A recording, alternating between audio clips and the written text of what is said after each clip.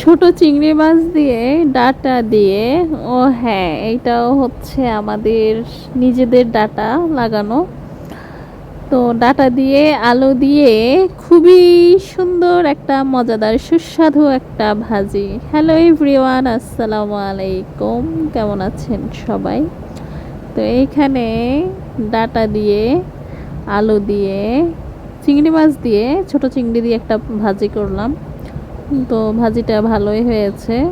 তো এখানে চিংড়ি মাছগুলিকে একটু পেঁয়াজ দিয়ে, হলুদের গুঁড়া দিয়ে, কাঁচামরিচ দিয়ে এগুলিকে একটু করে নিলাম। নেওয়ার পরে এটাকে সাইড করে রেখে এখন ডাঁটাটার আলুটা কড়াইতে দিয়ে এটাকে একটু করে নিচ্ছি, সিদ্ধ করে নিচ্ছি আর কি। তো এখানে ডাঁটার মধ্যে একটু হলুদের গুঁড়া দিয়ে দিছিলাম, পরিমাণ মতো লবণ দেওয়ার পরে ঢেকে দিয়ে এখন ভাজিটা হয়ে গেছে। হওয়ার পরে এখন এটাকে বাগার দিব খুবই মজা করে, সুন্দর করে। তো এখানে পেঁয়াজ কুচি, রসুন কুচি কড়াইতে দিয়ে দিছি। দেওয়ার পরে এটা যখন লাল লাল হয়ে আসবে তখন আর কি বাগারটা ঢেলে দিব। তো মাটির চুলার রান্না এমনিতেই অনেক মজা।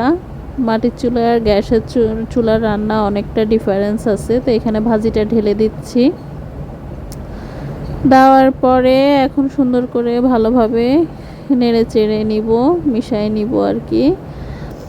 তো ভাজিটা যারা খাইছে সবাই বলছে অনেক মজা হয়েছে, এই আর কি। তো ভিডিওটা তাই আপনাদের সাথে শেয়ার করলাম। তো এখন এখানে কিছু ধনিয়া পাতা দিয়ে দিব। ধনিয়া পাতাটা দিলে ভাজির ঘ্রাণটা আর একটু ভালো হবে। তো এখানে ধনিয়া পাতা দিয়ে দিচ্ছি। ধনিয়া পাতাটা দেওয়ার পরে একটু নেড়ে চেড়ে নিচ্ছি। নেওয়ার পরে এটা হচ্ছে আমার ভাজির ফাইনাল লুক। সবাই ভালো থাকবেন, আসসালামু আলাইকুম।